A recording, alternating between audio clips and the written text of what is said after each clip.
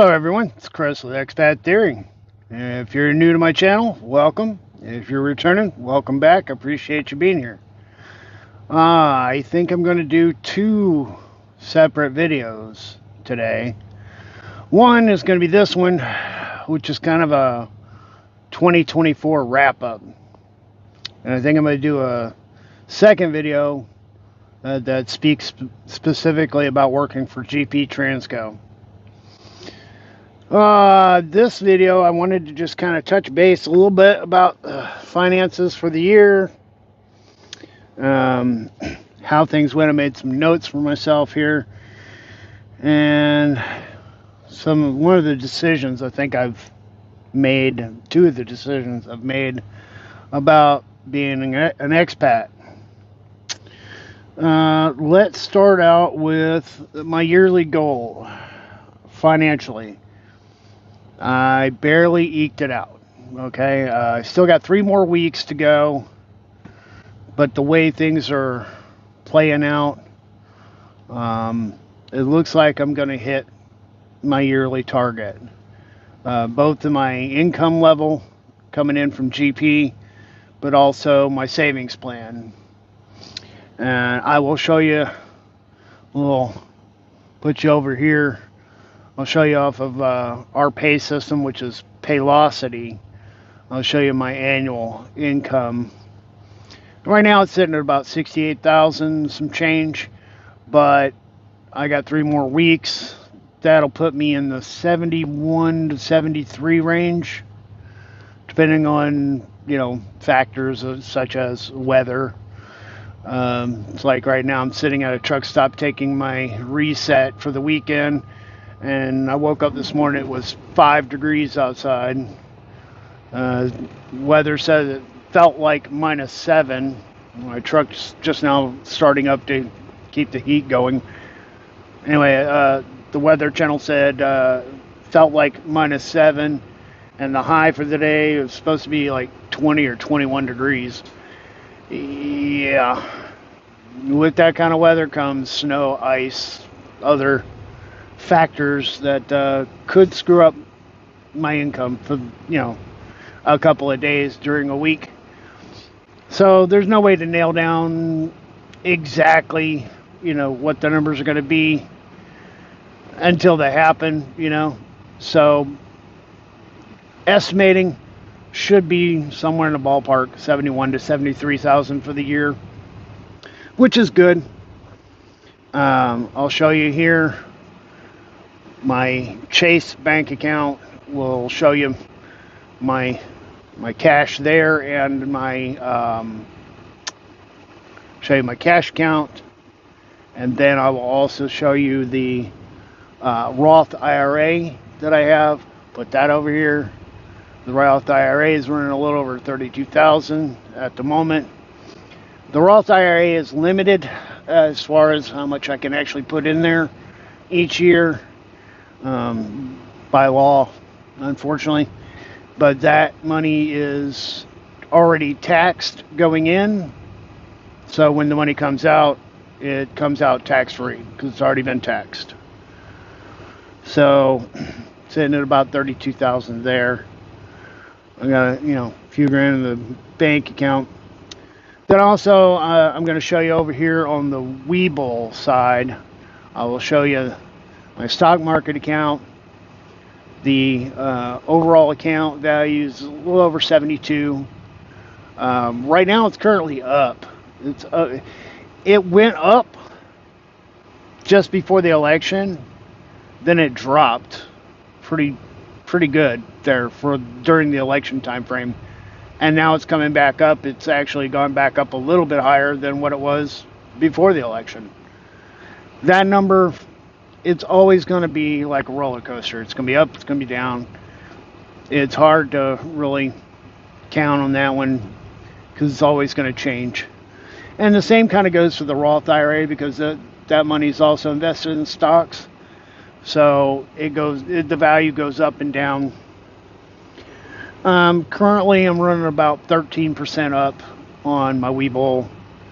I'll show you here is how much I've made in dividend payments since I've opened the account, and that's cumulative. I opened the Webull account back March 2022, I think it was, and then I'll also show you what I made this month, the last 30 days, the month of November for my dividends. It was like 460 some change. So with that kind of coming in, that helps me. I take that money that comes in off the dividends and turn it right around and buy more stock with it. So financially, I'm on target. I'm doing well. Everything's going according to plan. I'm almost 5 years in, so I'm almost halfway there. Next month is December now, so January will be, 5 years into this trucking deal. Actually, that's when I went to truck driving school. So February, technically, will be 5 years of driving. Which kind of works out, because that's also, February is my birthday month, so that works out when it comes down to retiring. I'll probably work for a couple of months beyond what I really need to in 2030, because I'm in no rush in 2030 to just pack up and go. I still have things I need to do. Plus, every dime I can shove in there to the bank account and to the stock market is helpful. But, it's almost 5 years in, man. And, when I look back, I started at $20-something thousand in the hole. Crappy cash car. Working at CVS, making chump change. Credit score down in the low 500s. It's been a big change. Big change. Got a nice car. Probably shouldn't have bought it, but I like it. Paying a little more for it than I should, but yeah. Treating myself there. Zero debt, basically. My credit cards, when I use them, I pay them at the end of the month. Sometimes I pay them right off the next weekend. If I charge something the following Friday, when I get paid, I go ahead and pay it. So I don't keep any revolving charges going on there. I don't get any interest charged there. Credit score went to over 800. Then I bought the car, and it dropped a bit down into the upper 780s, something like that. And then it started climbing back up. And for some reason, the financial gurus have decided that I need to have a house. And because I'm not making a house payment, my credit score was creeping back up over 800, and they decided to hit me for 30 points and drop me to the 770s. Because they think I need to own a house, I need to be making a mortgage payment. That ain't happening. But because I don't have that in my history and in my profile for my credit, they're dinging me 30 points for that crap, which I think is pretty bullshit. But what do I do? It's not like I really need the credit score. But it was just a point for me that I kind of wanted to do for myself. If I were staying here in the U.S., yes, of course, credit score is important. But I won't be securing any kind of loans going overseas and living overseas, so I don't really need it. Let's see here. One of the decisions I've made is I've thought off and on, over and over and again, over the last 5 years, about taking time off from the job and then taking exploration trips over to Asia and to go over there and check out places to live. And I think I've decided that I'm not going to do that. I've got all the time in the world once I retire to do all kinds of exploring and traveling from country to country. The time I have right now is 100% dedicated to making money. And to me, it does not make sense to take time off where I lose money because I'm not getting income while I'm off from work, and then spending money to take a trip overseas.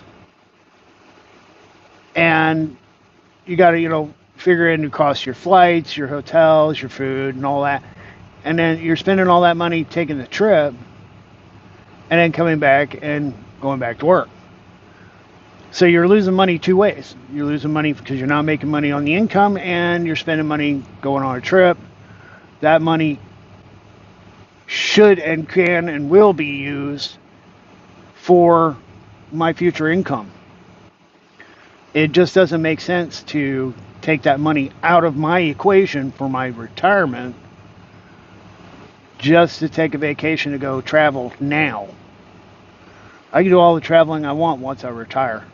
There's no reason why I need to interrupt the cash generation that I got going on right now. The income generation right now is critical to the retirement plan.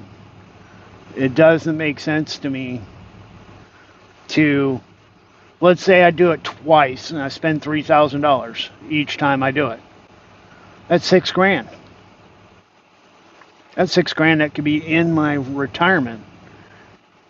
And I know you're probably thinking, well, $6,000 is really not going to make that big of a difference. Yeah, it does. Especially when you're talking about over time. That $6,000 invested is a lot more than $6,000. So yeah, it makes a difference. And I just need to stay focused on putting as much away and building my stock portfolio as much as possible. And another little part to that is the more money I make while I'm here working applies to my Social Security. The more money I can make each year, when they go to calculate my Social Security, it's based on your best, 30 years or whatever it is. And that money in my income counts towards my Social Security payment. So, my benefits. To me, it's more important to just stay working than to go take a 2-week vacation trip. And the other decision I think I've made is because I'm not going to be doing any trips ahead of time, I'm definitely going to go visit people in the Philippines and check it out. I got some friends over there that I definitely want to go see and spend a little time with. But I also want to hit Phnom Penh, Cambodia. And I want to travel to Thailand, because Thailand's really kind of looking like it might be where I end up. But I also want to travel and enjoy taking a little time over to Vietnam. So I think that's gonna be the plan when I hit the ground running and doing all my traveling. I'm gonna be bouncing from different places along the way. I'm not going to be settling down into one location, not at first. I'm going to be bouncing. And then when I decide which country is more suitable to what I'm looking for, then I'll kind of settle in and get myself a location to kind of live and call home and travel out on trips from there. Yeah, and I think that's going to be my the better game plan for me. So I'll do all that exploring and exploration trips once I'm retired and once I can get over there. And if I get to a place I really like, I can, if I don't want to just leave in 2 weeks, I can stay there and stay there for a month or two and really check it out and see if I really like it. I have to come in and try to make an evaluation in 5 days because that's all the time you've got. And you got to turn around, go back to the States and go back to work. Those 5 days are supposed to dictate and determine whether or not that's the place for you to live. And 5 days really ain't a whole lot of time to see a whole lot. So that's kind of what I'm looking at. That's kind of the update. Things are going well. The financial plan's on track. Savings plan, the stock market, everything is kind of just chugging along. And this year was a little harder. 2024, believe it or not, was harder than during all the Rona stuff. This year was actually harder to hit all the numbers. I felt like I worked a lot harder this year just to keep going, just to keep hitting the same numbers or right around the same numbers. So 2024 felt a little rough. Of course, 2024 is also going to go down in the books as a rough year for the trucking industry as a whole, because they're struggling. I think we're all hoping that 2025 is going to be better, and I got 5 more years to keep doing this, keep socking away as much as I can. The end goal for me, I'm going to throw these numbers out. People are probably going to laugh at me, but for me, these are big numbers, okay? For some people that are investing and have been investing and been wiser than me and made better choices than me, these numbers are nothing. But my goal is to have over 300,000. And a big chunk of that is going to be in cash, basically, tax-free cash. Going to keep a safety net back so that if I, need emergency travel or, I get sick and go to the hospital or whatever, I'll have more than enough cash to take care of that kind of stuff. But I also want to build up that stock market. I'm hoping to double my money on the income coming off the stock market and my Social Security. So I'm hoping to double my Social Security payment or benefits. And that will be my budget for living abroad. And actually, it probably won't be my budget. I'm probably going to be living beneath that budget so that I have extra money to go travel. And I don't think it's going to be all that difficult to do. I think from everything I've seen, if you're spending about $2,000 for a single person, I don't know if I'm going to be doing a whole lot of dating or any of that stuff, but for a single person, if you got about $2,000 a month, you can live okay. You're not going to live like a king, but you're going to live okay. $2,500, you're really going to live pretty good. You're going to be all right. And I'm hoping to exceed that. And living beneath my income level, I can still live well and still have enough money every month to put back to wherever I want to travel to, I can travel to. And I can take a couple of big trips a year and a bunch of little small trips throughout the year. And that to me, I think is going to be the game plan, the way to go. If I settle down in one place, I can take a couple of weekend trips here and there and go check out, places local. Maybe a couple times a year, hop on a flight, go to another country and check it out. You know, go to a different city that I've never been to. So, all right. I think I'm going to wrap it up there. I'm going to try to keep this a little bit shorter, even though this is a year-end wrap-up. Things are going well. I can't really complain too much other than hopefully 2025 I won't have to work as hard to keep my numbers flowing. And that's about it, man. If you guys have any questions or suggestions or whatever, comments, drop them down below. Know anybody else who might be interested in this kind of content, share it to them. And I appreciate you guys being here and watching. And we'll see you guys in the next video.